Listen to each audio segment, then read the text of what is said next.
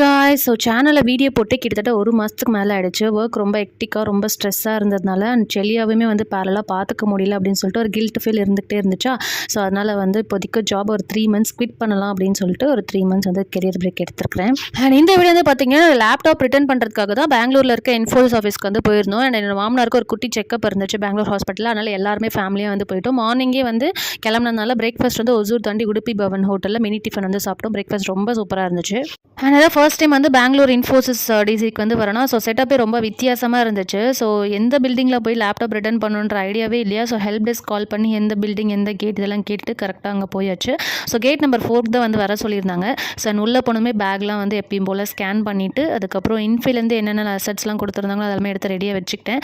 அதுக்கப்புறம் நம்மக்கிட்ட இருந்த எல்லா டீட்டெயில்ஸுமே வாங்கிட்டு லேப்டாப் வந்து ரிட்டர்ன் பண்ணிட்டு வந்தாச்சு. ஸோ அந்த லேப்டாப் ரிட்டர்ன் பண்ணும்போது ஒரு மன வலி இருந்துச்சு பார்த்தீங்களா. செம்ம கஷ்டமாக இருந்துச்சு. செல்லியை கூட இருந்ததை விட லேப்டாப் கூட இருந்தது தான் அதிகம்.